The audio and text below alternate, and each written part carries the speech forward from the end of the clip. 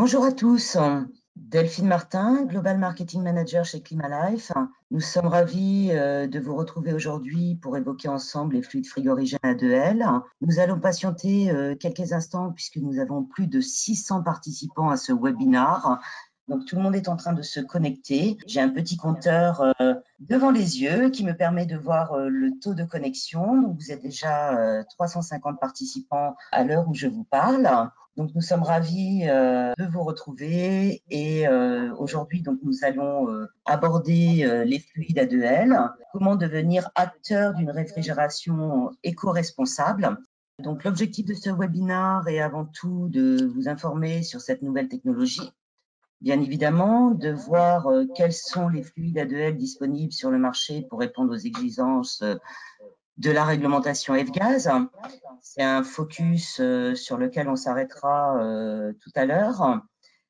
En parallèle, donc, on regardera quels sont les réfrigérants dédiés au process de réfrigération commerciale et industrielle, et plus précisément sur la mise en œuvre des A2L dans les groupes de condensation. Pour aborder ces différentes thématiques, donc, sont virtuellement à mes côtés Régis Leportier, directeur des programmes techniques chez TecumC Europe. Bonjour Régis. Bonjour Delphine.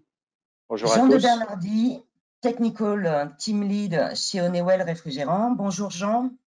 Bonjour à tous. Pierre-Emmanuel Danet, responsable du support technique chez Climalife. Bonjour Pierre-Emmanuel. Bonjour à tous. Donc concrètement, quel est le contexte réglementaire? Quelles sont les prochaines étapes à franchir face à la F-Gaz? Et que signifie concrètement le terme A2L? Alors, merci à tous de votre présence. Comme vous le savez, on va d'abord regarder un petit peu l'aspect réglementaire.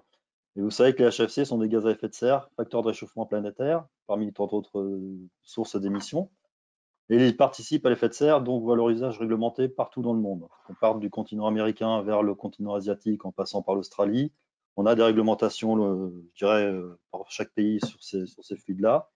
Et puis, on en a une en particulier sur l'Europe qui s'appelle la F-Gaz, qu'on va pouvoir rappeler rapidement ensemble par la suite. Donc la réglementation F-Gaz a instauré une mise sous quota de la production. On a des quantités en tonnes équivalent CO2 qui ont été calculées sur les tonnages réels des HFC vendus pendant une durée de 3 ans entre les années 2009 et 2012. Et ces tonnages réels ont été transformés en tonnes équivalent CO2 en calculant en fait les quantités en fonction du GWP de chaque fluide qui avait été vendu. Alors cela nous donne un point de départ de 185 millions de tonnes équivalent CO2 en 2015 sur la gauche du calendrier. Et puis, on a donc des étapes à franchir et on voit depuis le 1er janvier 2020 qu'on a une nouvelle étape à franchir avec un seuil de réduction de 55% par rapport à 2015, ce qui est quand même assez important. Et ces réductions vont continuer sur des cycles de 3 ans pour arriver à un seuil final en 2030 à 38 millions de tonnes équivalent CO2. Donc, ce qu'on voit sur cet écran, c'est très important, c'est qu'on a une réduction de quantité de production des HFC, mais qu'on n'a pas une élimination. Ces fluides-là vont continuer à être produits en 2030 et dans les années qui suivent. Alors, 38 millions de tonnes équivalent CO2, ça représente quoi? Je vous ai mis sur la droite de l'écran un petit calcul qui vous donne les quantités indicatives si on utilisait les différents fluides. Si j'utilisais que du 404A, c'est à peu près un peu plus de 9000 tonnes de fluides disponibles. Si j'utilisais que du 455A, ça me donnerait à peu près 256 000 tonnes de fluides disponibles. Et si nous n'utilisions que du 1, 2, 3, 4 ZE à très faible GWP, ça nous permettrait d'avoir un peu plus de 5 millions de tonnes équivalent CO2. Donc ça, c'est quand même important. Ça vous donne aussi une idée des enjeux vers lesquels il faut qu'on aille. Bien entendu, les conséquences de cette réduction, c'est tout simplement de se dire aujourd'hui que c'est vraiment important d'aller vers des solutions à plus faible GWP pour pouvoir continuer à produire du froid pour les applications de réfrigération et de climatisation. Ce qu'on peut aussi voir sur ce graphique, c'est les GWP moyens qu'il faut atteindre. Si on prend l'année 2021, il faut considérer que pour pouvoir passer le gap des 82 millions de tonnes équivalent CO2, il faut que les GWP moyens du résultat de tous les fluides qu'on utilise soient à peu près à 650. Alors aujourd'hui, est-ce que c'est des fluides que vous utilisez qui ont ces niveaux de GWP? Typiquement non.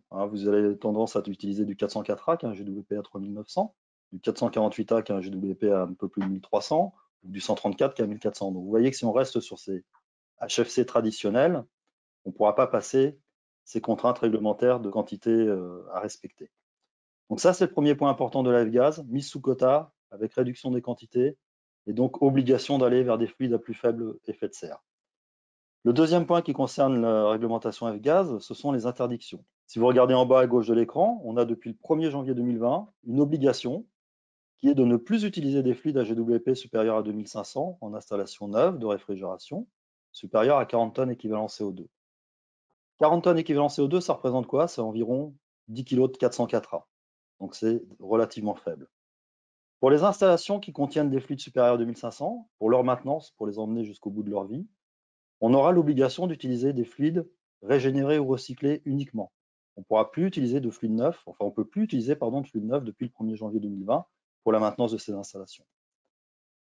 Et pour finir, le dernier point très important sur ce graphique, c'est qu'on peut voir que depuis le 1er janvier 2022, il sera obligatoire d'utiliser des fluides avec un GWP inférieur à 150 pour les installations neuves de réfrigération,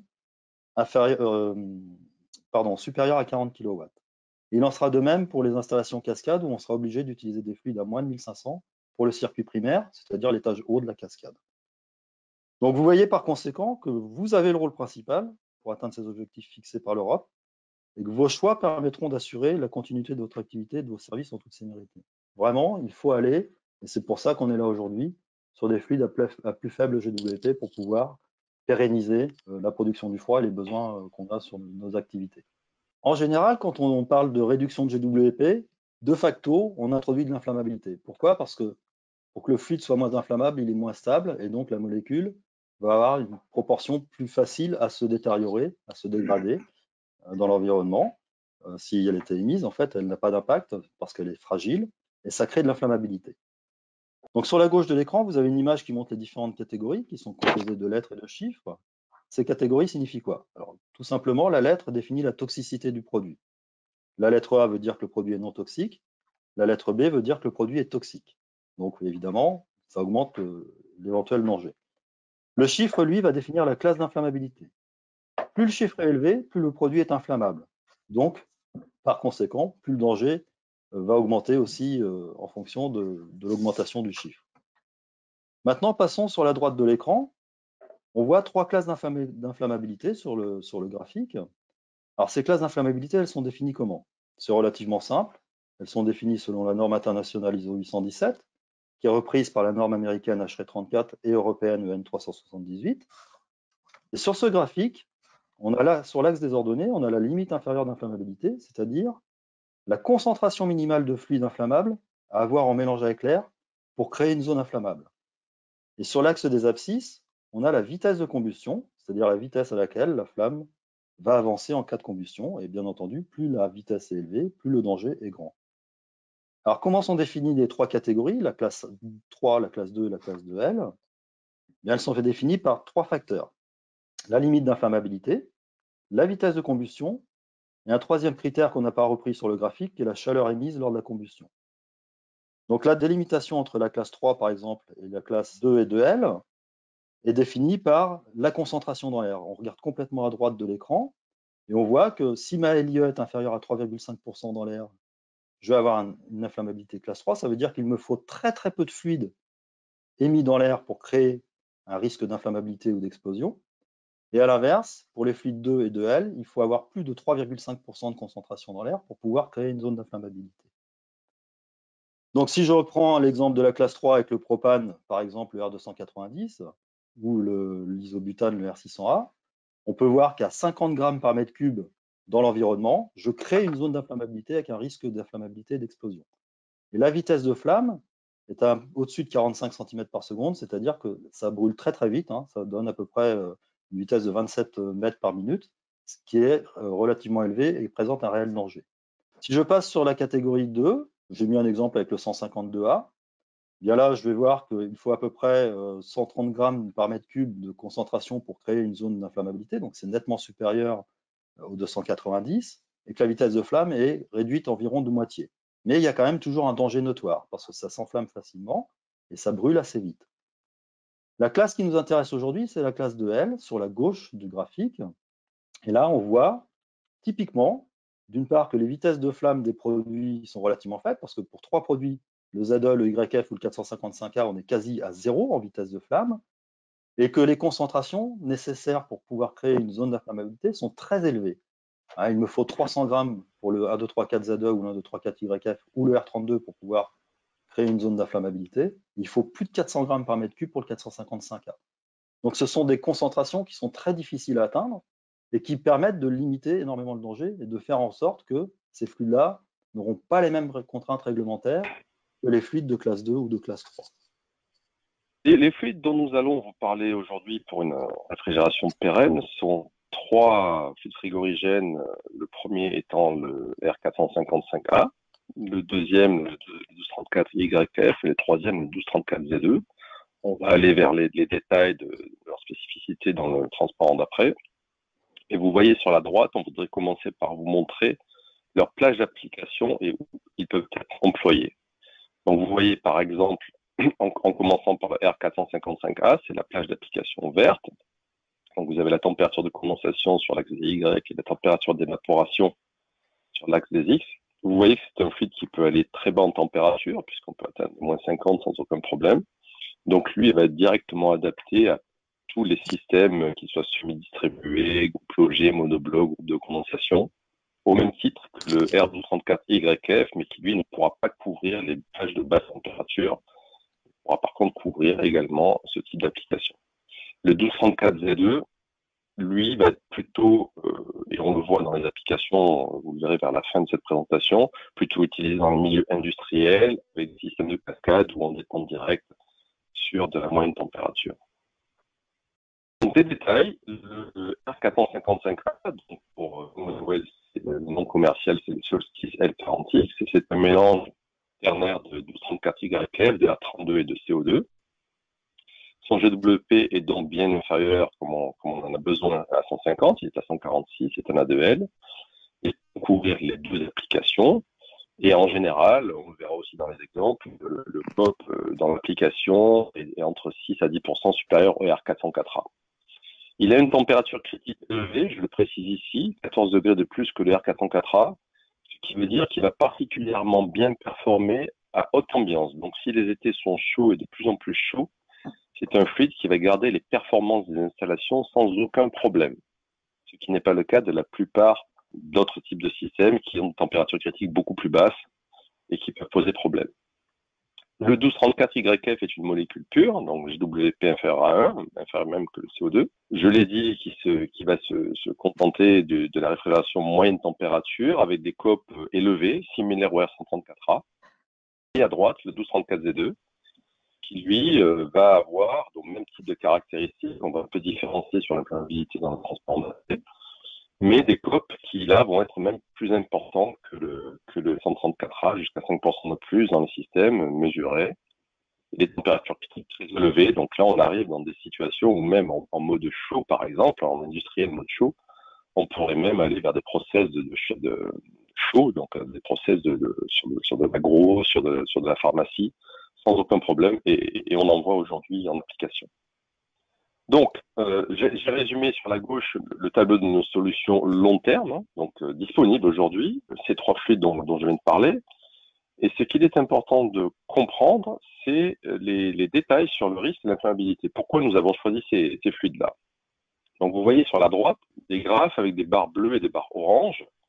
Donc, la barre bleue représente la concentration dans l'air pour qu'on puisse enflammer un mélange de ce fluide, quel qu'il soit, avec l'air. Donc, vous avez le R455A, le YF, le propane et le 454C qui sont tous des options pour le long terme.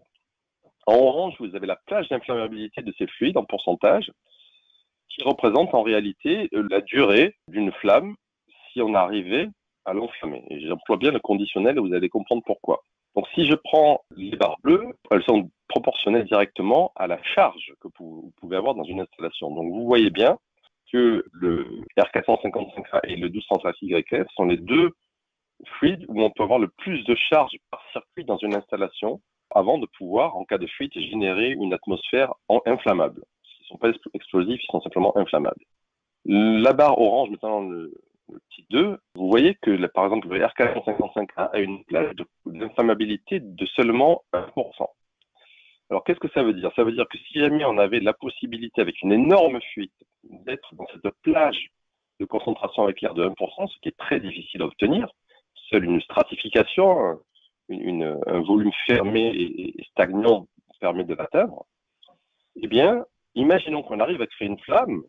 Cette flamme-là va consommer de l'air, puisqu'il faut de l'air pour qu'une flamme vive, et de ce fait va faire sortir le mélange dans sa stoichiométrie de la zone d'inflammabilité. C'est ce qu'on appelle un fluide auto-extinguible. Et vous voyez en dessous d'ailleurs, pour compléter le risque, la sensation qu'il faut avoir du risque de ces fluides, l'énergie minimum qu'il faut pour démarrer une flamme quand on a le bon mélange dans l'air pour l'enflammer. Et donc vous voyez que 455K, il faut 317 millijoules. Quand on compare au propane, où il faut 0,25 millijoules, donc 0,25 millijoules, dans l'image, je ne sais pas si vous la voyez bien, mais ce sont deux doigts avec un arc électrostatique, hein, c'est-à-dire que quasiment tout peut l'enflammer, même un choc suffisamment violent peut l'enflammer, on n'a pas forcément besoin d'une flamme. Alors que pour le R455K ou tous les autres d'ailleurs, il faut au moins une flamme, puisqu'une flamme c'est 1 joule, mais dans les situations qu'on peut rencontrer dans le système, il n'y a guère qu'une flamme ou un arc extrêmement puissant, mais il n'y a aucune raison qu'on puisse le trouver dans nos activités. Donc c'est plutôt une flamme, un briquet par exemple, qui va pouvoir éventuellement générer un début de flamme. Mais encore une fois, qui va naturellement s'auto-éteindre avec le 455K. Pour le YF, vous voyez qu'il faut 5 briquets, 5 flammes. Donc ça va être plutôt dans le cadre d'une torche, hein, une torche à débraser, dans des situations qui peuvent être très facilement évitées. Donc en résumé, on peut atteindre avec les fluides que nous avons choisis une charge plus élevée. On a des plages d'inflammabilité très basses et donc un risque d'inflammabilité faible. La spécificité, je ne l'ai pas précisé là, du 1234Z2, il n'apparaît pas dans ces graphes parce que lui, c'est le seul de tous les fluides qu'on connaît aujourd'hui qui a la bonne idée de ne pas être inflammable en dessous de 30 degrés d'ambiance. Donc, pour lui, la définition de LFL ou LIE à des températures traditionnelles n'existe pas, puisqu'en général, toutes les mesures sont faites à 20 ou 21 degrés. Et c'est pour ça qu'en termes de PED, ou DESP plutôt, en français, il est classé groupe 2, donc groupe non dangereux. C'est pour ça que dans sa fiche de sécurité, vous le trouverez fluide non inflammable. Et on verra plus tard les conséquences. Un point sur les performances énergétiques, COP et performance froid, donc de production frigorifique. On a ici une comparaison rapide sur la plateforme TQMC, puisque c'est TQMC qui va beaucoup parler après, des compresseurs AGI, où on a une comparaison au 404A ou 452A, ça dépend, aujourd'hui c'est les deux fluides les plus utilisés dans les groupes de condensation. Et vous voyez donc ce graphe où on représente le COP en fonction de la puissance frigorifique. Donc au centre, en 0, vous avez le 404A, c'est la référence. Et l'étoile bleue, donc c'est ce que donne le 455A utilisé dans les compresseurs de TQMC. Donc vous voyez qu'on obtient des capacités qui sont des puissances froides qui sont extrêmement proches du 404A, puisqu'on est vraiment dans l'erreur autour de 2%. Mais des COP, comme je l'ai dit tout à l'heure, qui sont autour de 5 à 8% au-dessus, et au-dessus donc du 452A qui est l'autre option, 454C pardon, qui est l'autre option A2L proposée pour ce type d'application. Donc ce sont les chiffres en vert que j'ai encadrés qui montrent ces écarts. Ce transparent-là est fait pour expliquer la situation qui est parfois confuse sur l'évolution des possibilités d'augmentation de charge avec les hydrocarbures. J'ai pris l'exemple du propane. Sur la droite, vous avez la fameuse IEC 60335-289 qui a été votée effectivement en avril dernier, dont le texte permet d'augmenter la charge d'hydrocarbures à 500 grammes maximum par circuit et pour les A2L de monter à 1,2 kg maximum par circuit. Alors il faut que ce soit bien clair que cette IEC n'est pas applicable aujourd'hui. Il y a 2 étapes encore à franchir, dont la première est le transfert de cette version vers une version européenne. Et la planification de cela, c'est en 2022, ou mieux, donc c'est le plan.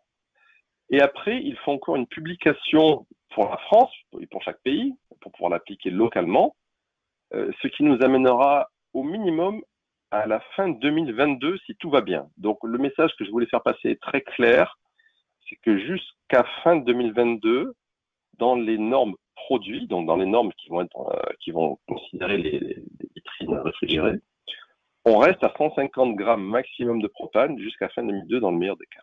Sur la gauche, c'est un rapport d'essai officiel des US, donc aux États-Unis, qui a testé donc l'inflammabilité du propane en montant les charges dans le cadre d'armoire réfrigérée verticale, vous les voyez là, et en simulant ici, c'est l'extrait que j'ai choisi de ce rapport, une fuite à l'évaporateur, donc à l'intérieur, est mise à feu. Donc vous avez compris qu'on pouvait enflammer du propane avec quasiment n'importe quel élément. Et donc vous voyez qu'à partir de 150 grammes, on a déjà des situations qui peuvent être assez dramatiques. Hein, et à 200 grammes, vous voyez qu'arriver à 500 grammes, ça reste encore une question. Et on n'est pas arrivé au bout de ces études-là. C'est pourquoi nous, aujourd'hui, on a vraiment fait le choix délibéré d'aller vers du A2L et du risque extrêmement faible. Alors, concrètement, sur le marché, le 455A, le 1234Z2 comme le 1234YF sont disponibles. Mais où en sommes-nous en termes de qualification chez les fabricants constructeurs? Alors, ici, on a fait un résumé non exhaustif, parce qu'il y en a tellement, mais les plus importants, des composants qui sont validés, hein, qui sont disponibles commercialement, sur les 3 fluides qu'on compte aujourd'hui. Donc à droite, je vais aller assez rapidement, c'est les 1234Z2 et YF, qui sont des fluides connus et appliqués depuis maintenant au moins 2 à 3 ans, voire 4 sur les marchés. Donc s'il est normal que tous les composants soient disponibles, aujourd'hui on ne connaît pas un composant qui ne soit pas disponible. Sur le R455A, il était important de faire le point sur les compresseurs, c'est le premier des composants. Et bien entendu, en vous rapprochant de Climalife ou de Honeywell ou de TQMC, vous pouvez avoir les informations sur les autres composants disponibles. Mais sur les compresseurs, donc vous voyez en fonction de la taille, dans les unités autonomes, les plugins ou des groupes de condensation avec des petits compresseurs inférieurs à 2 chevaux. Donc on a en piston MRT bien entendu TQMC, mais c'est intéressant de voir que même en Asie, des gens comme Boyard commencent à s'y mettre puisqu'ils ont qualifié ces fluides-là, Hitachi et Emerson bien entendu qui arrivent bien plus après sur les plus gros compresseurs puisqu'on a sur des gammes de 2 à 10 chevaux et au-delà Emerson qui se positionne sur ce type de fluide frigorigène, BZR également, Frascol, donc c'est tout un pan de notre métier qui s'oriente globalement vers les A2L sans aucune surprise. Un résumé également des derniers lancements de produits sur des groupes de condensation, c'est quand même le gros du sujet d'aujourd'hui. Donc vous voyez TQC, vous allez en entendre parler de leur équipe juste après nous. Donc au 455A et au 1235YF, leurs gammes sont lâchées commercialement dans la nature, on va dire. Vous avez également Bitzer, Emerson et comme je l'ai dit, différents acteurs asiatiques qui y sont. Donc c'est pour vous montrer que on n'est plus dans la science-fiction, là. C'est-à-dire que demain vous voulez mettre en place ce type de machine, vous pouvez le faire sans aucun problème. Alors, pour mettre en œuvre les fluides A2L, quelles sont les règles à respecter? Sont-elles spécifiques à cette technologie? Et quels matériels peuvent être utilisés pour être conformes aux normes et aux réglementations en vigueur? Alors, on parle de fluide A2L, donc il y a certainement une question qui vous brûle les lèvres. Est-ce qu'il faut du matériel ATEX ou créons-nous une zone ATEX avec ces fluides? Tout d'abord, que signifie ATEX? Tout simplement, ça signifie atmosphère explosive. Et c'est issu de 2 directives européennes qui définissent des éléments de sécurité pour le matériel, les équipements destinés à être utilisés en zone ATEX et pour les travailleurs. Donc, quand on parle ATEX, on parle aussi de classification de zones de danger. Ces zones de danger sont classifiées selon la nature du combustible et les conditions de travail. Donc, en ce qui nous concerne, ça va être la nature du combustible, puisqu'on parle de fluide frigorigène. Et la zone ATEX définit 3 zones de danger. Il y a la première zone qui est la zone 0, qui est donc la plus dangereuse, on va dire, puisque c'est une présence d'atmosphère explosive en permanence, hein, ou pendant de très longues périodes. Donc, c'est quelque chose qu'on peut rencontrer, je dirais, dans certaines applications comme les stations-service, les pompes à essence, des choses comme ça. On va avoir la zone 1, qui est une atmosphère explosive possible occasionnellement, en fonctionnement normal. Et puis la dernière zone, c'est la zone 2, qui va, elle, définir les atmosphères explosives qui ne sont pas susceptibles de se produire en fonctionnement normal, mais qui peuvent exister sur des courtes périodes. Donc par rapport à nos applications, si nous revenons par exemple à un groupe de condensation avec un fluide A2L, qu'est-ce qui peut se passer? Alors déjà, il faut savoir qu'à la conception, le système ne doit pas permettre la formation d'une zone explosive. Donc ça, c'est quand même important. Et si j'étais amené à installer mon système frigorifique avec ce fluide inflammable dans un local, est-ce qu'il peut être à l'origine d'une formation de zone ATEX? Donc ça aussi, c'est très important. Il faut savoir qu'il Le système frigorifique qui sera installé dans une zone ATEX n'est pas mis en cause directement dans l'information de la zone ATEX parce que les exigences ATEX ne dépendent pas du type de fluide frigorigène dans l'installation. Donc, ce n'est pas lui qui va créer la zone ATEX. Mais, à contrario, le constructeur du système frigorifique qui va positionner son système dans une zone ATEX devra quand même assurer la conformité par rapport aux contraintes ATEX qui peuvent être imposées. Voilà. Ça, c'est un point qui est quand même assez important, en particulier pour les fluides A2L. Maintenant, au niveau de la mise en œuvre, de quoi avez-vous besoin et qu'est-ce que vous devez savoir pour utiliser les fluides A2L? La première chose qui, à mon avis, est la plus importante, c'est tout d'abord, vous et votre entreprise, vous devez avoir les compétences requises, que ce soit l'attestation d'aptitude ou l'attestation de capacité. C'est obligatoire, comme pour les fluides A1, il faut les mêmes compétences pour les fluides A2L.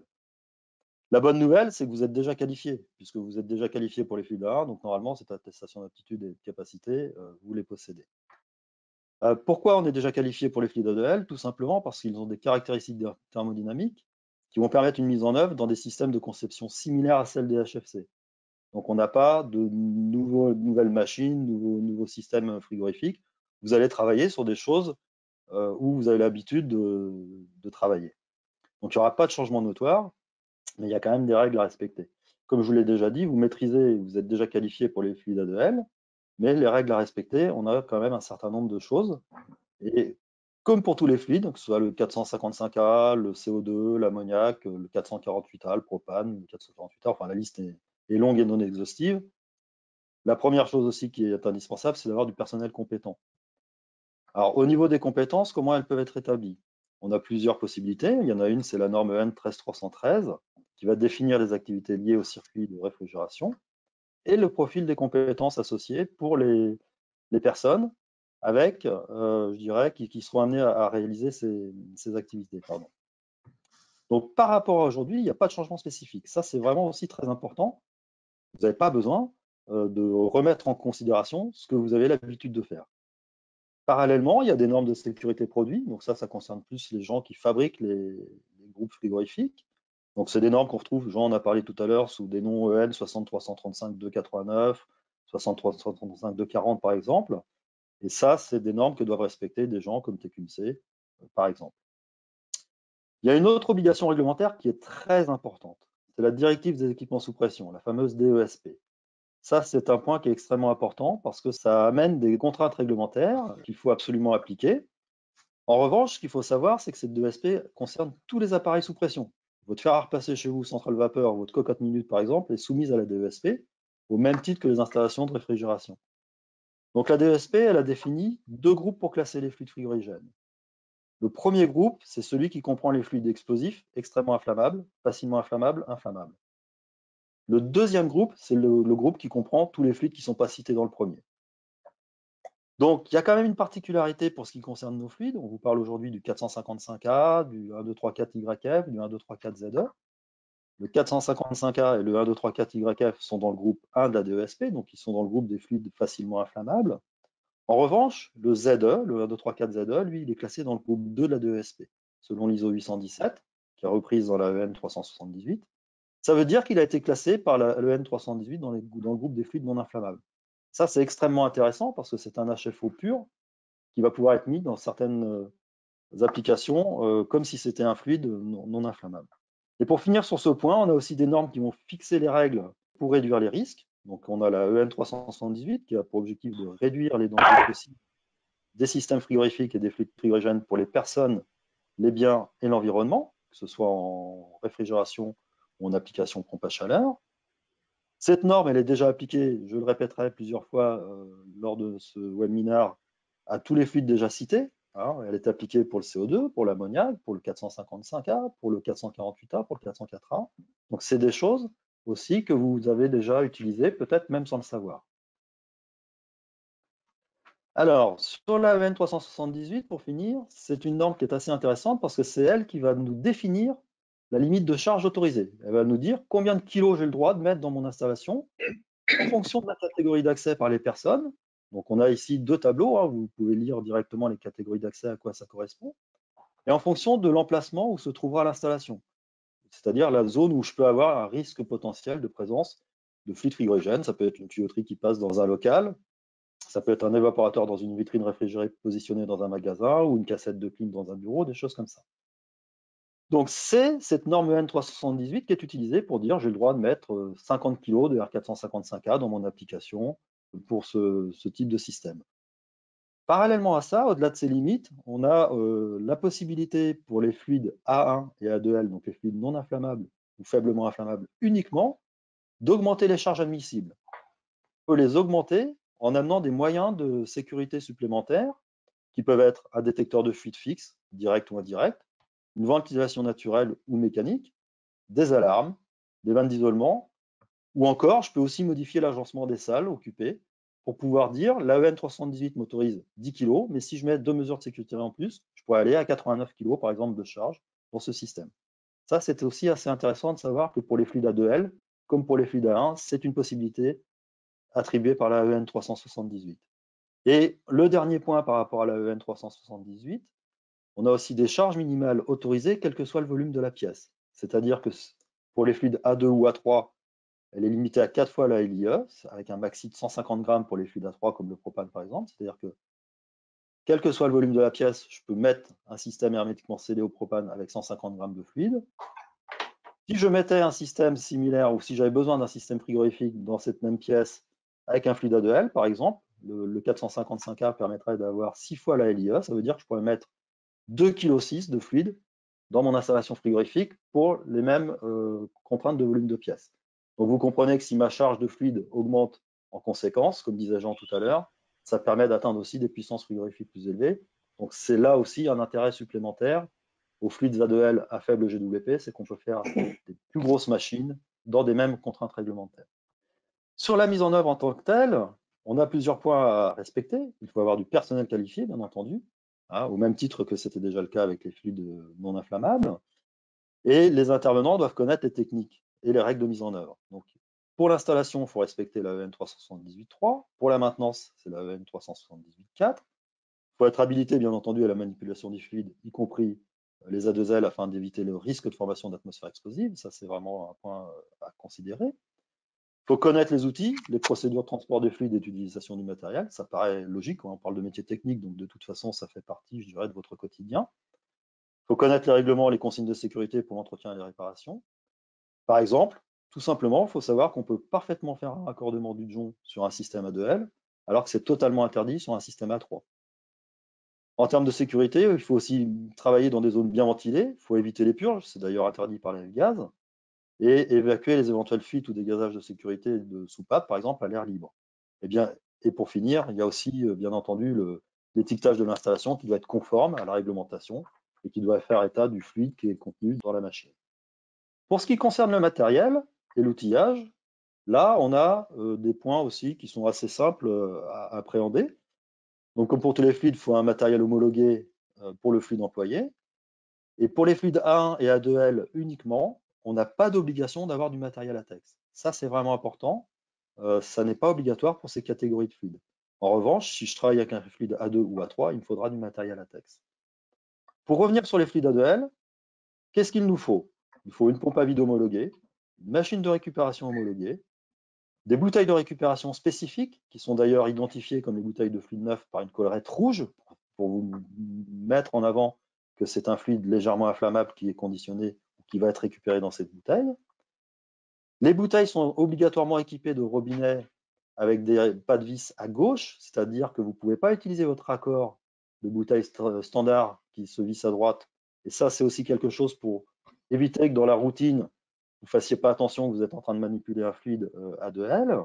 Donc, il faut le raccord adapté spécifique pour pouvoir brancher derrière vos flexibles manifolds qui, eux, ne vont pas changer. Les flexibles et les manifolds restent les outils traditionnels. Et puis, bien entendu, comme on disait tout à l'heure, il faut que le personnel soit qualifié pour éviter de former des zones explosives. Donc ça, c'est le premier point. Et même si je ne forme pas de zone explosive, à partir du moment où je travaille avec des fluides inflammables, il faut que j'évite toute source d'ignition. C'est-à-dire que je ne vais pas braser avec une flamme nue sur un circuit qui contient du fluide. D'ailleurs, ça va exclure quel que soit le fluide. Mais bon, si j'ai une fuite, par exemple, avec un fluide A3 tel que le propane, il faut que je tire bien au vide mon installation avant de mettre une flamme nue. Je ne fume pas, je ne vais pas découper au lapidaire. J'évite tout ce qui peut être source d'énergie, source d'émissions pour la mise en œuvre. Au niveau de l'étude de risque, ça aussi c'est une question qu'on a de temps en temps. Doit-on faire une étude de risque quand on réalise une installation frigorifique? Eh bien, tout simplement oui, mais pas plus qu'aujourd'hui, ni moins. C'est quelque chose qui est déjà fait à travers les normes des constructeurs qui sont respectées, à travers les normes de mise en œuvre et de calcul de charge qui sont respectées comme la EN 378. Donc c'est déjà quelque chose qui est fait pour les fluides A1, qu'on ne voyait pas forcément parce que c'était relativement simple, et qui va continuer à se faire pour les fluides A2L, A2 ou A3. Donc, pas de changement de ce côté-là. Vous utilisez des composants homologués, vous mettez du matériel homologué, et à partir de là, vous avez votre déroulé en respectant les normes pour pouvoir bâtir votre installation. En parallèle, en quoi consiste une étude de risque? Alors, selon que vous soyez le concepteur de l'installation, l'installateur, l'exploitant ou le mainteneur, vous n'aurez pas forcément les mêmes critères à considérer. Cette étude sert à déterminer à côté un danger potentiel selon des critères qui sont à considérer. Alors, quels sont les critères? Vous avez la nature du danger, la situation dangereuse, c'est la cause de cette situation, son effet, sa fréquence, la gravité que ça peut apporter aux personnes ou bien à l'environnement. Et une fois ces points étudiés, ça vous donne une première cotation du danger. Mais derrière, vous avez la possibilité de dire je veux réduire ce danger, donc je vais mettre des mesures de sécurité supplémentaires, si je peux en mettre et si c'est nécessaire. Et ça vous donne la cotation finale du danger. Alors sur ce sujet, il y a aussi, je pense que vous pouvez vous rapprocher de ces personnes, il y a aussi des syndicats professionnels ou des associations professionnelles qui pourront vous renseigner, vous accompagner si vous devez faire vos premières études de risque, éventuellement, et si vous ne savez pas comment forcément l'aborder. Pour ce qui concerne l'installation des groupes logés, la partie conception ne vous concernera pas par exemple, mais concerne le constructeur du groupe directement comme TQMC, qui va pouvoir, je dirais, vous en dire plus dans la suite de ce webinaire. Merci Pierre-Emmanuel. Passons concrètement en effet à la mise en œuvre des fluides A2L dans les groupes de condensation et je laisse la parole à Régis Leportier. Merci Delphine et merci à tous celles et ceux qui nous ont rejoints pour ce webinaire et je crois que vous êtes donc très nombreux aujourd'hui. Nous allons aborder ensemble les aspects pratiques de l'usage et du comportement de ces fluides, comment appréhender ce changement en respectant donc les réglementations et normes en vigueur qui sont nombreuses et qui nous contraignent quand même un petit peu. Au sein de TQMC, avec une équipe pluridisciplinaire, on a identifié les points clés de la transition vers ces fluides À2L. Et puis au final, vous voyez sur cet écran qu'on a réussi à regrouper des points clés qui pourraient être susceptibles d'être bloquants. Et au final, on a voulu essayer de les lever tous ensemble. Afin d'être le plus pragmatique possible, vous allez retrouver ce schéma très symbolique d'un magasin de proximité, d'une chambre froide et d'un groupe de condensation qui représente déjà pratiquement les 2/3 d'installation et le reste de l'équipement frigorifique. Donc, comme l'a expliqué Pierre-Emmanuel à l'instant et Jean de Bernardi, on va aller vers des fluides à plus bas PRP qui sont moyennement inflammables. Alors, le risque au final, c'est d'avoir une probabilité de présence de fluide, donc une fuite en fait, et la probabilité d'inflammation par un composant. Donc, tout le travail pour nous a consisté à évaluer ces risques-là. Il suffit de regarder l'étendue de la zone de fuite, d'identifier les sources d'inflammation. Et donc, comme il vient d'être dit, une analyse de risque va être effectuée pour vérifier que cette charge en fluide nécessaire au fonctionnement de l'installation ne présente pas de risque de fuite quelconque. Donc, cette analyse de risque reste de la responsabilité de l'installateur et comme il a été dit, vous pouvez être appuyé ou aidé par les syndicats, mais nous sommes là aussi pour vous accompagner dans cette analyse éventuelle de probabilité de fuite. Donc, en fait, ce qui va être important sur une installation traditionnelle de 1 à 20 kW, les groupes de condensation de TQMC couvrent des puissances très larges, pas que des petites puissances, pas que des groupes logés. Il va falloir choisir habilement, en fait, ou un peu plus judicieusement l'emplacement des unités de condensation, par exemple la protection contre les chocs pour les tuyauteries, pour garantir une maîtrise de ces risques de fuite. La zone ATEX, c'est une étude qui a été aussi évaluée au sein d'une association européenne qui est la ZERCOM. Donc, c'est l'ensemble des fabricants de composants et on a conclu qu'au final, on était déjà couvert par les normes série 60-335, la norme générique 378 qui définissent en fait l'utilisation des fluides inflammables, mais qui ne nous impose pas un respect à la directive ATEX, dans la mesure où on est en dehors de cette zone ATEX. Et le positionnement des groupes de condensation sont en général et la plupart du temps hors une zone ATEX. Le système lui-même de compression de vapeur, donc le groupe ou le chiller ou l'application elle-même, n'est en général pas la cause de zone ATEX. Donc nous répondons en tant que TQMC à ces normes produits et très clairement, le risque de fuite est minimisé par la conception et j'y reviendrai un petit peu plus tard sur les développements que nous avons opérés pour l'usage de ces fluides inflammables. On a parlé limite de charge alors on a des systèmes complexes d'évaluation, de calcul. On a voulu avoir un aspect pratique et on a fait des fiches de ce type-là, très simples. On a pris un exemple d'une chambre froide positive de 170 mètres cubes avec une puissance frigorifique nécessaire de 8,5 kg, ce qui est déjà conséquent. Dans ce cadre-là, si vous utilisez aujourd'hui le 134A, il vous faut environ 6 kg de charge. Si vous êtes au 404A ou équivalent, à peu près 5,5 kg. En général, la chambre froide est un accès surveillé, donc c'est une catégorie d'accès B, et le groupe est à distance. Donc il est à l'extérieur, donc par conséquent, sa classe d'emplacement est 2. Donc en fonction de ça, nous avons évalué et calculé les charges nécessaires en passant aux A2L. Et on voit que le maximum possible, par exemple, si on passe du 134 au 1234YF, eh bien, il y a une marge de manœuvre importante. On peut aller jusqu'à pratiquement 10 kg de fluide. Et pareil pour les autres fluides équivalents au 404A. Donc, on dit clairement sur l'ensemble de ces fluides, et pas pour simplifier à outrance, mais pour dire simplement que il n'y a pas de contrainte de charge à l'utilisation des A2L dans la plupart des cas concrets d'application. Ça, c'est important à retenir comme message. Pour des aspects plus pratiques, sur des chambres froides qui fonctionneraient qu'un groupe à distance, on pourrait être amené à augmenter la charge au-delà des limites pour des raisons pratiques, de distance de ligne de fluide frigorigène. Donc, dans ce cas-là, le paragraphe C3 pourrait s'appliquer, puisque c'est un fluide A2L. Le groupe Silensis n'est pas un système monobloc préchargé, donc il ne rentre pas dans le cadre. Et la chambre froide n'est pas considérée comme un volume occupé, donc, puisque le temps d'occupation n'est pas significatif. Voilà. Donc en fait, sur cet aspect plus spécifique, s'il fallait une charge augmentée, il faut que les concepteurs de l'ensemble du système de réfrigération examinent bien les tirets de cette norme, plus particulièrement la partie 1, paragraphe C3 de la 378, pour prendre en compte des aspects plus spécifiques à la charge maximale de fluide frigorigène. En matière de conception, il faut comprendre que les produits sont quand même différents. Pourquoi? Parce que nous avons voulu traiter le risque d'inflammabilité d'une façon sûre pour la sécurité des biens et des personnes. Donc sur la nouvelle génération de Silensis, elle répond à de nombreux critères techniques, mais principalement de sécurité. Nous avons ajouté pour la prévention de formation de zones inflammables un ventilateur. Nous avons également séparé dans cette nouvelle conception les composants électriques et frigorifiques pour éviter tout risque donc, que j'ai évoqué précédemment. Et bien évidemment, nous avons travaillé avec l'ensemble des fournisseurs de composants pour que ces composants soient conformes à l'ensemble des normes en vigueur en matière de sécurité pour la protection des personnes et des biens plus tard. Donc, on a créé un produit qui représente une grosse partie du système frigorifique qu'on appelle Safe by Design, qui a vraiment appréhendé de manière forte et simple le risque potentiel d'inflammabilité à un moment donné ou à un autre.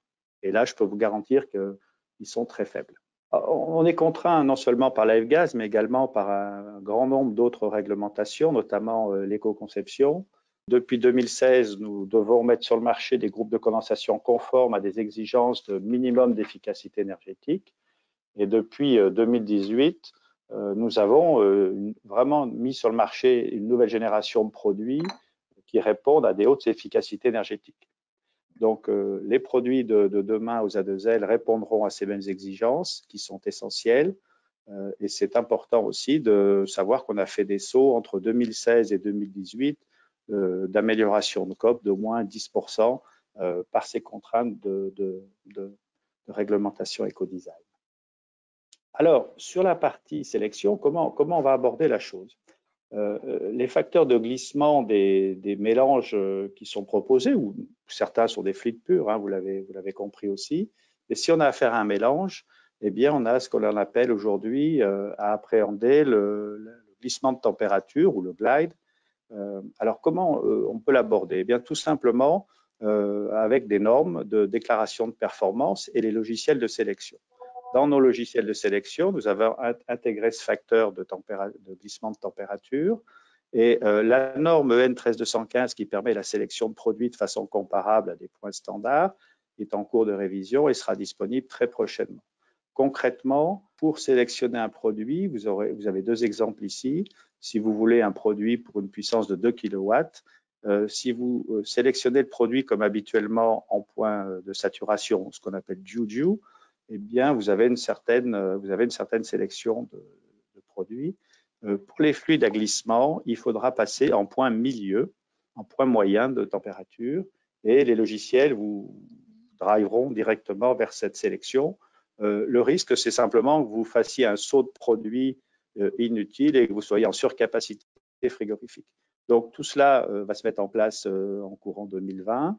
Et donc, lorsqu'on a affaire à un fluide qui est un mélange, eh bien, il faudra faire une sélection en point milieu et en point moyen. Mais ça, on vous l'explique très bien dans des guides et des recommandations.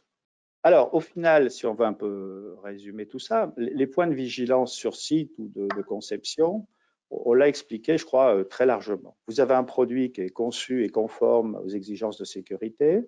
Comment vais-je l'installer?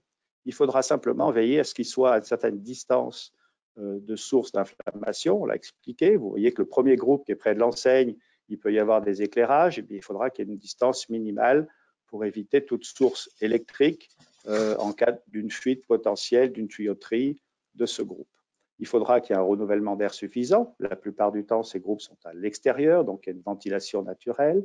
Par contre, si les groupes sont placés côte à côte, il faudra veiller à une certaine distance entre eux pour éviter tout recyclage d'un groupe vers l'autre. Ce sont des exemples très pratiques auxquels il faudra veiller. Éventuellement, loin d'une grille d'aération qui ramènerait le fluide à l'intérieur du magasin. Voilà. Donc, en fait, il s'agit simplement au moment de la conception et de l'installation, du choix d'implantation de votre groupe, de faire un tout petit peu plus attention que ce qui est fait aujourd'hui pour éviter ces risques-là. Alors, si on résume un petit peu la situation, on considère très clairement aujourd'hui chez Tecumseh que les A2L sont une solution efficace et durable de 1 à 20 kW, hein, donc on couvre une large place de puissance.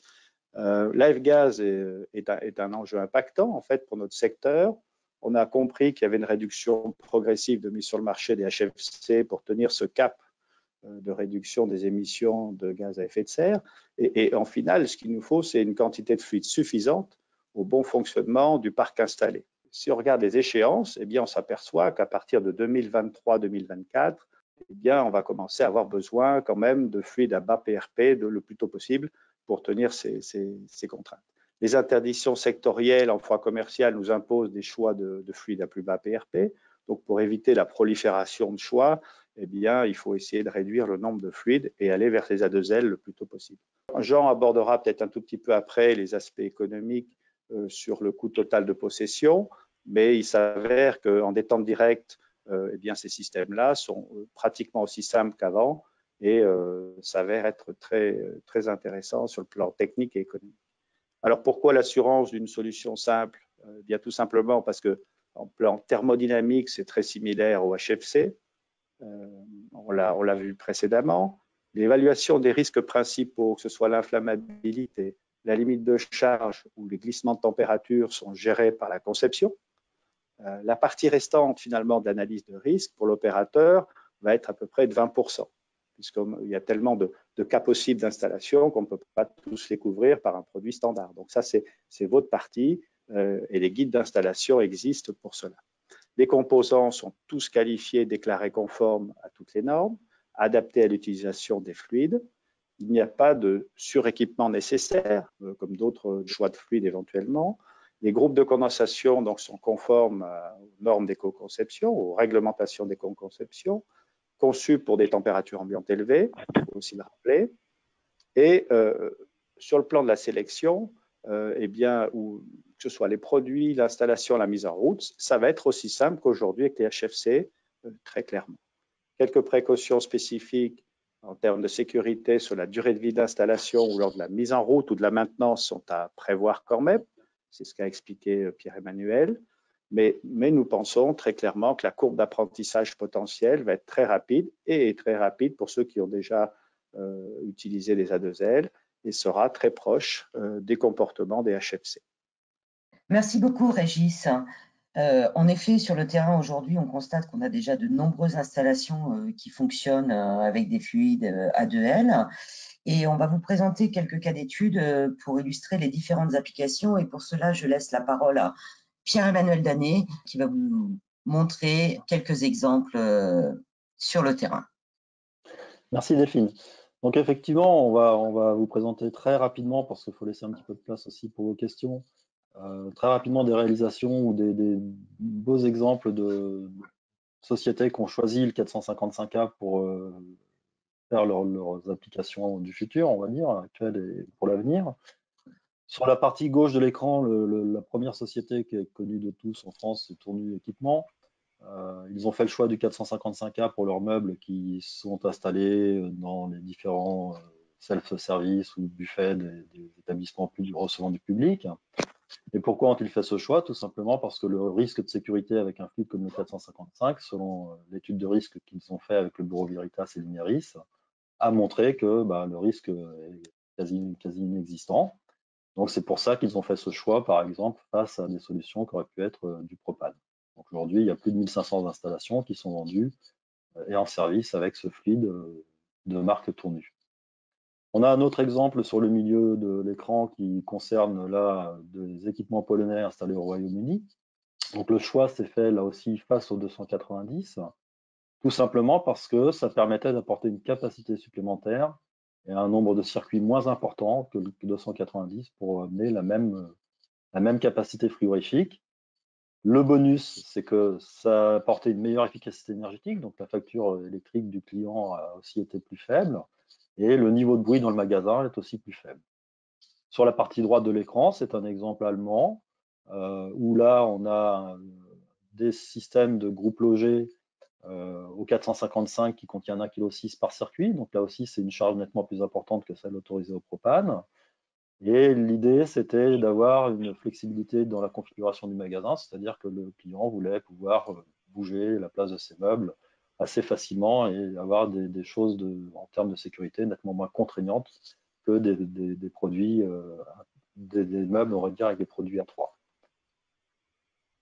Donc là, c'était un autre cas avec Zanotti Hideki sur des moyennes et basses températures, donc froid positif et négatif en système monobloc. Donc là, c'est aussi assez intéressant parce que ce sont des systèmes qui sont rapides à poser sur des chambres froides. Et le choix s'est porté sur le 455 pour les mêmes raisons, à la fois en termes de sécurité, d'efficacité, de simplicité de mise en œuvre et on va dire, de maîtrise technique pour les installateurs à pouvoir utiliser ces fluides, à contrario des fluides hautement inflammables. Et pour terminer, en réfrigération industrielle, on a aussi deux cas d'études significatifs. Oui, tout à fait. On a deux cas d'études significatifs. Le premier sur la gauche, c'est une boulangerie industrielle en Allemagne. Donc là, il y a eu pareil un choix qui a été fait d'installer 16 groupes de condensation pour une capacité totale de 320 kW. Donc c'est une puissance quand même assez importante où on va refroidir des chambres de pousse, des chambres de stockage, enfin, tout ce qui est nécessaire, on va dire, à une boulangerie industrielle. Et là, l'intérêt, ça a été de dire, on a scindé en fait un circuit qui aurait pu être un circuit centralisé en plusieurs circuits par groupe de condensation qui ont été installés à l'extérieur des bâtiments. Et ça a permis donc d'atteindre ces capacités nécessaires. Ça amène une souplesse aussi parce que le fait de ne pas avoir une installation centralisée, mais de travailler en groupe de condensation permet de pérenniser, on va dire, le fonctionnement en cas d'une panne éventuelle d'un groupe de condensation. On ne met pas tout le système hors service. L'analyse de risque a été réalisée par le TUV et du fait de la nature du danger relativement inexistant avec ce fluide-là, le TUV a validé donc pour cette application le choix du 455A. Donc c'est aussi pour montrer qu'en parallèle des groupes de condensation, on peut puissance jusqu'à 20 kW comme présenté par TQC. On peut aller sur, là c'est du Bitzer, sur des groupes de condensation à plus forte puissance et atteindre des capacités de plusieurs centaines de kilowatts sur des installations plus conséquentes. Et le dernier exemple sur la droite de l'écran, là on change de fluide, c'est un exemple avec du R1234ZE, donc le fameux HFO pur classé dans le groupe non inflammable de la DESP. C'est du stockage de fruits, hein, des kiwis. Et le ZE a été choisi face à l'ammoniac parce que déjà il n'y a pas de toxicité et surtout parce qu'il apportait une efficacité aussi importante que l'ammoniac, qui reste un très bon fluide et qui reste un fluide efficace, mais sans en avoir toutes les contraintes. On n'avait pas de contraintes réglementaires comme sur l'ammoniac, on avait réduit les risques, on a une meilleure efficacité, on n'a pas je dirais, de problème d'échauffement à la compression comme on peut avoir l'ammoniac, pas de déclaration administrative, et puis bien entendu, comme la manipulation est similaire au HFC, les techniciens avaient la maîtrise immédiate de ce produit. Et le dernier point qui est vraiment fondamental, c'est que l'investissement est quand même 2 fois plus faible que si on avait fait la même installation à l'ammoniac. Donc pour le client final, c'est aussi extrêmement intéressant au niveau financier. Donc on a pu voir à travers ces exemples que avec ces fluides à faible GWP, vous avez des solutions qui vous permettent d'aller de la petite jusqu'à la grande puissance et qui permettent de couvrir les besoins en froid négatif comme en froid positif. Donc on peut couvrir tout ce qu'on couvrait jusqu'à aujourd'hui avec le 404A par exemple. On peut aujourd'hui travailler avec le 455, le 1234YF, le 1234ZE pour pouvoir faire la totalité des activités qui sont pratiquées actuellement. Merci beaucoup Pierre-Emmanuel. Donc vous êtes nombreux à nous poser des questions. Alors vous l'avez fait lors de votre inscription, vous le faites aussi en direct ce matin au travers de l'outil chat. Il est clair qu'on ne va pas pouvoir répondre à l'ensemble des questions, puisque vous êtes plus de 450 participants aujourd'hui. Bien entendu, on mettra à votre disposition sur notre site web une FAQ qui reprendra l'ensemble de vos questions avec les réponses. Mais on souhaiterait quand même aborder, on a retenu quelques questions récurrentes, on dira, qui ont été posées lors de l'inscription et en live. Donc la première question, c'est est-il impératif de vidanger toute l'installation en cas de fuite? Bon, ce qui est intéressant dans cette démonstration, c'est que ça a été fait par un laboratoire déjà, avec des mesures spectrométriques. Les pertes ont été extrêmement importantes parce qu'on perdait 30% de charge et on rechargeait à 30% sur plusieurs cycles. Et la composition du 455A en fait a été maintenue, c'est-à-dire qu'on n'a pas de détitrage, on n'a pas de changement de composition, de dénaturation du produit au fur et à mesure de ses charges et de ses recharges. Donc ça veut dire que on peut très bien avoir une fuite et recharger l'installation avec du fluide sans être obligé de tout vidanger dans ce cadre-là. Merci Pierre-Emmanuel. Une autre question, c'est la nature des fluides A2L a-t-il un impact sur la sélection de l'huile et le choix du grade de viscosité? Oui, alors je vais répondre. En phase de conception et de développement, à chaque fois qu'on change de fluide, il faut qu'on réévalue les huiles et leurs caractéristiques sur le plan compatibilité, miscibilité. D'une façon générale, la compatibilité et la résistance thermochimique sont des facteurs clés pour la fiabilité du groupe. Dans certains cas, pour les compresseurs, les natures d'huile sont identiques. Pour certaines puissances, on a pu être amené à faire évoluer la typologie de l'huile. Dans tous les cas, si on veut faire pour une installation neuve, l'huile est chargée dans le compresseur hermétique en général, que ce soit du piston, du scroll et du rotatif. Pour les semi-hermétiques, c'est peut-être différent. En cas de rétrofit, il faut qu'on comprenne que le produit est différent pour aborder et appréhender le risque d'inflammabilité.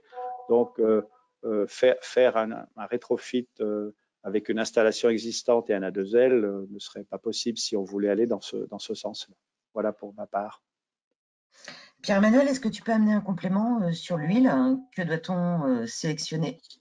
Oui, bien sûr. En fait, déjà, ce qui est vraiment important à retenir aujourd'hui, c'est que, comme le disait Régis, on ne prévoit pas de reconvertir une installation existante prévue avec du fluide A1 vers un fluide A2L. Ça entraînerait des modifications au niveau des groupes de la DESP. Ça obligerait à faire des études documentaires extrêmement importantes et de faire valider derrière l'installation par des organismes habilités. C'est quelque chose qui peut se faire, mais qui est compliqué. Donc, ce n'est pas quelque chose qu'on conseille. Faites du neuf avec du matériel homologué.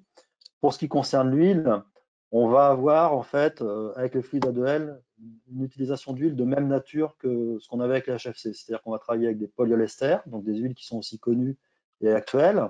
Après, Comme le précisait très bien Régis Leportier, on peut avoir des contraintes sur certaines applications de modifier éventuellement la nature, enfin pas la nature des huiles, mais l'additivation. Donc ça se fait au niveau des constructeurs.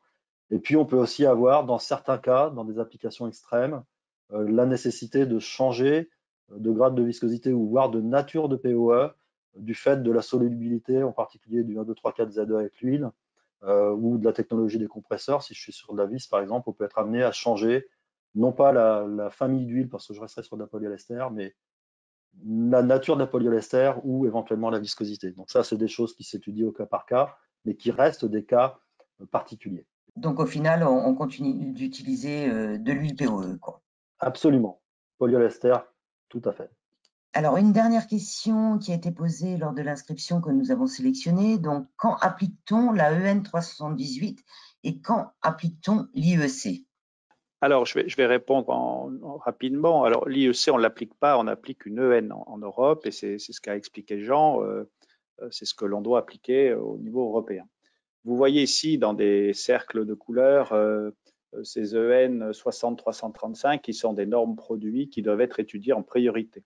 Vous aurez des EN 60-335-240 pour la climatisation, la 224 pour les congélateurs, réfrigérateurs domestiques et la 289 s'applique à une certaine catégorie de produits type vitrine, chambre de descente en température, avec leurs limites. Donc, ces normes sont étudiées en priorité. Néanmoins, si vous avez besoin d'une charge en fluide supérieure par design ou à cause de l'installation, eh bien, dans ce cas-là, vous passez à la norme 378 qui couvre l'ensemble des systèmes et on retombe dans le champ d'études proposé.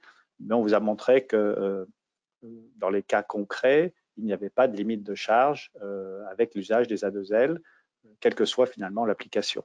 Merci Régis. Une autre question, donc les fluides A2L sont-ils autorisés dans les locaux électriques? Alors, au niveau des locaux électriques, normalement, oui, il n'y a pas de raison. Après, suivant la spécificité du local, bien entendu, on va avoir la détermination du fluide autorisé ou de la quantité de fluide autorisé en fonction de chaque situation et de l'analyse de risque ou de la référence aux différentes normes de mise en œuvre qui sera étudiée en fait. Là, on n'a pas de réponse standard. Oui, non, c'est oui, mais il peut y avoir des cas particuliers où ce sera non. D'accord. Et pour terminer, puisque le temps passe très très vite, quels sont les gaz préconisés sur les data centers et les bâtiments ERP? C'est une très très bonne question. Alors les data centers sont très énergivores, on a besoin de climatisation avec des puissances assez importantes. Donc là, il faut, à mon sens, privilégier des fluides efficaces. En règle générale, on va climatiser les data centers avec des chillers. Il est très difficile de climatiser avec des systèmes directs. Donc là, typiquement, le choix, c'est le 1, 2, 3, 4 Z, qui est au niveau efficacité la meilleure solution. Au niveau danger, qui n'en présente quasiment pas, puisque on va pas revenir, mais c'est déclassé dans le groupe 2 de la DESP. Donc là, c'est très simple. Chiller ou 1, 2, 3, 4 ZE paraît tout à fait approprié. Pour les ERP, c'est un petit peu différent. Aujourd'hui, on était sur une thématique réfrigération. Les ERP, c'est géré plus par le CH35 qui concerne le conditionnement d'air, pas la réfrigération commerciale ni industrielle. Donc, on peut très rapidement expliquer que dans l'ERP, on a 5 catégories de ERP, de 200 à plus de 1500 personnes. Ça concerne donc le conditionnement d'air, le chauffage, l'eau chaude sanitaire. Il y a 4 groupes de fluides qui sont considérés dans le CH35, du non inflammable au hautement inflammable. Donc, on a des groupes de fluides qu'on a cités tout à l'heure. Et pour les non inflammables, les limites de charge seront définies selon la EN 378. Donc, on voit que cette norme, elle est quand même récurrente, elle revient souvent. Et pour les catégories inflammables 2L, 2 et 3, on a un calcul de charge qui sera identique en fonction de la hauteur du raccordement de l'unité située dans le RP. Alors, c'est un petit peu technique, mais on aura donc ces contraintes de charge en fonction de la zone du raccordement. Et puis, ce qui est aussi intéressant dans le CH35, c'est que les distances de sécurité seront moins contraignantes pour les fluides A2L que pour les fluides 2 et 3. C'est-à-dire que sur les fluides, par exemple, les climatisations R32 dans les ERP, j'ai des zones de sécurité à assurer pour ne pas approcher les zones de risque. Elles seront beaucoup moins importantes avec un fluide A2L qu'avec un fluide 2 ou 3, de classe 2 ou de classe 3. Voilà. Merci. Et une dernière question en direct. La crise économique peut-elle remettre en cause le calendrier évoqué pour l'application de l'IEC dans le monde et en France? Je ne pense pas. Aujourd'hui, comment dire, les comités normatifs fonctionnent toujours, que ce soit en direct ou à distance. Jean a expliqué qu'il y aura besoin d'un certain temps pour que l'IEC se transforme en EN. Ce sont des processus assez longs, mais je ne pense pas qu'il y ait des remises en cause de ce calendrier sur cette mise en œuvre. Dans tous les cas, c'est un processus relativement long quand même. Très bien, merci beaucoup Régis.